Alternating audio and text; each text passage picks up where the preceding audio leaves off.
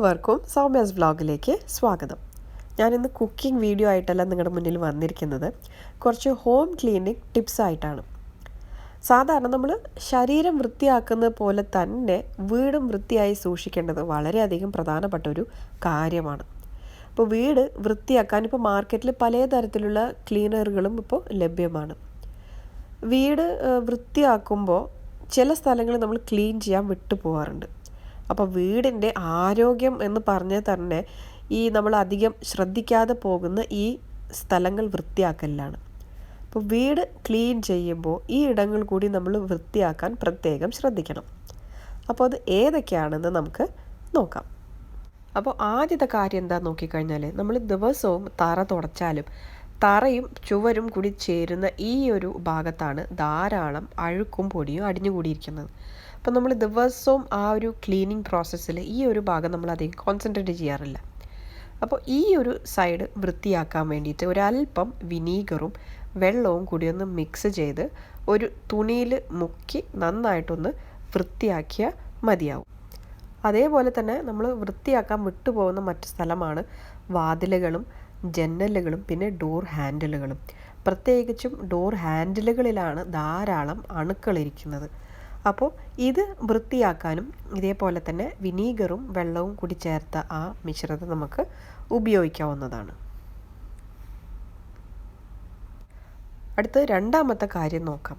നമ്മൾ എളുപ്പം വൃത്തിയാകുന്ന വീട്ടിലെ ഒരു പാർട്ടാണ് വീട്ടിലെ സ്വിച്ച് ബോർഡുകൾ. ഡാർക്ക് കളേഴ്സിലുള്ള സ്വിച്ച് ബോർഡ് ആണെങ്കിൽ അതിലെ അഴുക്ക് പെട്ടെന്ന് കണ്ണിൽ പെട്ടെന്ന് വരില്ല. പക്ഷേ ലൈറ്റ് കളേഴ്സ് ആണെങ്കിൽ ഇതിൻ്റെ അഴുക്ക് നമുക്ക് പെട്ടെന്ന് കാണാൻ പറ്റും. അപ്പോൾ അത് വൃത്തിയാക്കാൻ വേണ്ടിയിട്ട് വെറ്റ് വൈപ്സ് ഉപയോഗിച്ച് നന്നായിട്ട് വൃത്തിയാക്കിയെടുക്കാം. അപ്പോൾ ഇതിനു വേണ്ടിയിട്ട് മാർക്കറ്റിൽ തന്നെ ഇപ്പോൾ ഡിസിൻഫെക്റ്റൻറ്റ് വെറ്റ് വൈപ്സ് എന്നൊക്കെ പറഞ്ഞ് നമുക്ക് ലഭ്യമാണ്. അപ്പോൾ ഒന്നെങ്കിൽ വെറ്റ് വൈപ്സ്, ആ ഡിസിൻഫെക്റ്റൻറ്റ് വെറ്റ് വൈപ്സ് ഉപയോഗിച്ച് നമുക്ക് സ്വിച്ച് ബോർഡ് തുടയ്ക്കാം. അല്ലെങ്കിൽ സാധാരണ നോർമൽ വെറ്റ് വൈപ്സും ഉപയോഗിച്ച് നമുക്ക് സ്വിച്ച് ബോർഡ് തുടയ്ക്കാവുന്നതാണ്.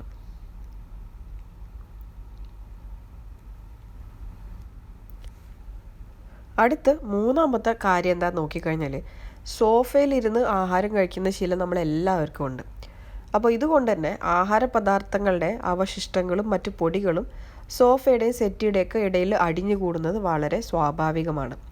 അപ്പോൾ ഇത് വൃത്തിയാക്കാൻ വേണ്ടി ഒരു വാക്യൂം ക്ലീനർ വെച്ച് നമുക്ക് സോഫയൊക്കെ നന്നായി വൃത്തിയാക്കാം. ഇനി വാക്യൂം ക്ലീനർ ഇല്ലെങ്കിൽ നമ്മുടെ സോപ്പ് പൊടി, അതായത് വാഷിംഗ് പൗഡർ കുറച്ച് വെള്ളത്തിൽ കലർത്തി നല്ല പേസ്റ്റ് രൂപത്തിലാക്കി അഴുക്ക് പുരണ്ട ഭാഗത്ത് നന്നായിട്ടൊന്ന് തേച്ച് പിടിപ്പിച്ച് ഒരു നനഞ്ഞ വൃത്തിയുള്ള തുണി കൊണ്ട് തുടച്ച് മാറ്റിക്കഴിഞ്ഞാൽ ആ ഭാഗം പെട്ടെന്ന് തന്നെ വൃത്തിയാവും. അടുത്ത നാലാമത്തെ കാര്യം നോക്കിക്കഴിഞ്ഞാൽ, നമ്മുടെ വീട്ടിലെ കർട്ടനുകളിലാണ് കൂടുതൽ അഴുക്കും പൊടിയും നിറഞ്ഞിരിക്കുന്നത്. അപ്പോൾ ഇത് കാരണം തന്നെ പല കർട്ടൻ്റെയും ഒറിജിനൽ കളർ തന്നെ മങ്ങിയിട്ടുണ്ടാവും. അപ്പോൾ ഇതിനു വേണ്ടിയിട്ട് 2 ആഴ്ച കൂടുമ്പോൾ അല്ലെങ്കിൽ മാസത്തിൽ ഒരിക്കലെങ്കിലും ഈ കർട്ടനുകളെല്ലാം അഴിച്ച് നന്നായി കഴുകി വെയിലത്ത് ഉണക്കിയെടുത്താൽ നല്ലതാണ്. ഇനി അഴിക്കാൻ പറ്റാത്ത കർട്ടനുകളാണെങ്കിൽ ആഴ്ചയിൽ 1-2 പ്രാവശ്യം ഇതുപോലെ വാക്യൂം ക്ലീനർ കൊണ്ട് നന്നായിട്ടൊന്ന് വൃത്തിയാക്കിയെടുക്കാനും നമ്മൾ പ്രത്യേകം ശ്രദ്ധിക്കണം. അപ്പോൾ അടുത്ത് അഞ്ചാമത്തെ കാര്യം എന്താണെന്ന് നോക്കിക്കഴിഞ്ഞാൽ, വീട്ടിലെ സോഫയും സെറ്റിയും പോലെ തന്നെ നമ്മൾ വൃത്തിയായി സൂക്ഷിക്കേണ്ട മറ്റൊരു ഉൽപ്പന്നമാണ് വാഷിംഗ് മെഷീൻ. ഇപ്പോൾ വാഷിംഗ് മെഷീൻ, അതായത് പ്രത്യേകിച്ചും ഈ ഫ്രണ്ട് ലോഡ് പോലത്തെ വാഷിംഗ് മെഷീനുകളൊക്കെ ആണെങ്കിൽ അതിൻ്റെ മുൻഭാഗത്തുള്ള ഈ റബ്ബർ ഈ റിമ്മിനകത്ത് ഇതുപോലെ അഴുക്കും പൊടിയൊക്കെ അടിഞ്ഞുകൂടി ഇരിക്കുന്നത് വളരെയധികം സ്വാഭാവികമാണ്. അപ്പോൾ അത് നമ്മൾ നന്നായി വൃത്തിയാക്കാനും ശ്രദ്ധിക്കേണ്ടതാണ്. അപ്പോൾ അതിന് വേണ്ടിയിട്ട് ഇപ്പോൾ വാഷിംഗ് മെഷീൻ വൃത്തിയാക്കാനുള്ള പ്രത്യേക ക്ലീനറുകളൊക്കെ ഇപ്പോൾ മാർക്കറ്റിൽ ലഭ്യമാണ്. ഇനി അതും ഇല്ലെങ്കിൽ തന്നെ നമുക്ക് വിനീഗറും ബേക്കിംഗ് സോഡയും ചേർത്ത് വെള്ളത്തിൽ നന്നായിട്ടൊന്ന് മിക്സ് ചെയ്ത് അതുകൊണ്ട് ഈ ഫ്രണ്ടിലെ ആ റബ്ബർ ബെൽറ്റും അതേപോലെ വാഷിംഗ് മെഷീൻ്റെ ഉള്ളിലൊക്കെ നമുക്ക് വൃത്തിയായി എടുക്കാം.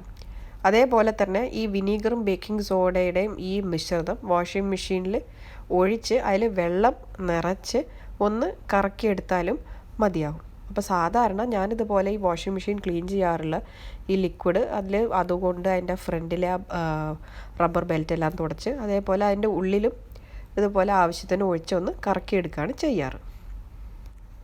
പിന്നെ അടുത്ത് ആറാമത്തെയും അവസാനത്തെയും കാര്യമാണ് നമ്മുടെ വീട്ടിലെ ഓരോ ഉപകരണങ്ങളുടെയും അടിഭാഗം വൃത്തിയാക്കാൻ. പൊടി നിറഞ്ഞും പിന്നെ മറ്റ് ചെറിയ പ്രാണികളുടെയൊക്കെ വാസസ്ഥലമാണ് നമ്മുടെ അലമാരയുടെ അടിയിൽ, ഫ്രിഡ്ജിൻ്റെ അടിയിൽ, അതായത് പിന്നെ കിച്ചൺ അപ്ലയൻസസിൻ്റെയൊക്കെ അടിഭാഗത്ത്. അപ്പോൾ നമ്മൾ ദിവസവും വീട് വൃത്തിയാക്കുമ്പോൾ ഇവയുടെ അടിഭാഗം കൂടി ഒന്ന് വൃത്തിയാക്കാൻ നമ്മൾ പ്രത്യേകം ശ്രദ്ധിക്കണം. അപ്പോൾ ഈ വീഡിയോ നിങ്ങൾ എല്ലാവർക്കും ഉപകാരപ്പെട്ടതാണെന്ന് തോന്നിക്കഴിഞ്ഞാൽ ദയവ് ചെയ്ത് ഇത് വീഡിയോ ഷെയർ ചെയ്യണം, ലൈക്ക് ചെയ്യണം, നിങ്ങൾ കമൻറ്റ് ചെയ്യാനും മറക്കരുത്. എൻ്റെ ചാനൽ നിങ്ങൾ ഇതുവരെ സബ്സ്ക്രൈബ് ചെയ്തിട്ടില്ല എന്നുണ്ടെങ്കിൽ വേഗം തന്നെ സബ്സ്ക്രൈബ് ചെയ്യാനും മറക്കരുത്. അപ്പോൾ വീണ്ടും ഒരു ഉപകാരപ്രദമായ ഒരു വീഡിയോ ആയിട്ട് നമുക്ക് കാണാം. അതുവരെ take care and bye bye.